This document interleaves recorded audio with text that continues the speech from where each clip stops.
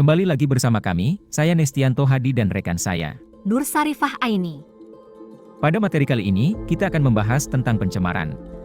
Pencemaran adalah penambahan atau adanya zat-zat atau energi yang merugikan atau mengganggu keseimbangan alami lingkungan, sehingga dapat menyebabkan dampak negatif bagi manusia, hewan, tumbuhan, dan ekosistem secara keseluruhan. Pencemaran dapat terjadi di berbagai media, termasuk air, udara, tanah, dan juga dapat berupa suara dan cahaya. Pencemaran dapat disebabkan oleh berbagai aktivitas manusia, seperti industri, transportasi, pertanian intensif, dan pembangunan. Sumber pencemaran ini sering menghasilkan limbah, bahan kimia berbahaya, atau emisi gas yang dapat mencemari lingkungan. Di dunia kita yang semakin maju, kita tidak dapat mengabaikan dampak negatif yang ditimbulkan oleh pencemaran lingkungan. Pencemaran telah menjadi masalah serius yang mempengaruhi air, udara, dan tanah kita. Pencemaran air terjadi ketika limbah industri, pertanian, dan domestik dibuang ke sungai, danau, dan laut tanpa pengolahan yang memadai. Zat-zat kimia berbahaya dan nutrisi berlebih dapat merusak ekosistem perairan, mengurangi kualitas air, dan mengancam kehidupan organisme air.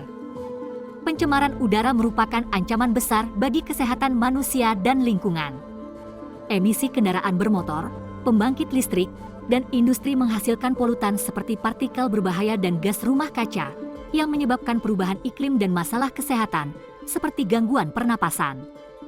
Pencemaran tanah terjadi ketika bahan kimia beracun, pestisida, dan limbah industri meresap ke dalam tanah.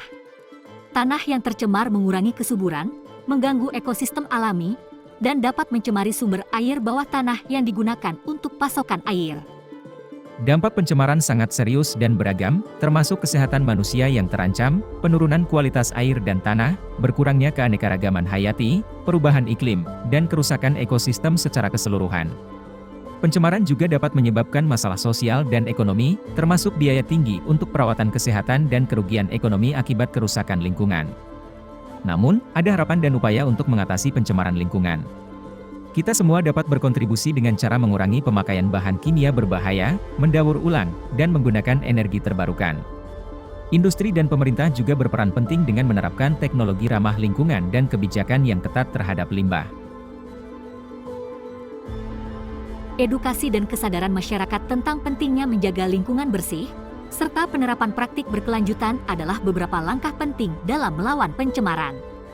Tujuan utama dalam mengatasi pencemaran adalah menjaga dan memulihkan keseimbangan lingkungan agar dapat berfungsi secara optimal dan berkelanjutan bagi kehidupan semua makhluk di bumi.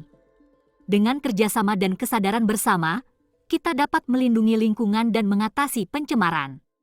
Mari jadikan bumi kita tempat yang bersih, indah, dan berkelanjutan bagi generasi mendatang.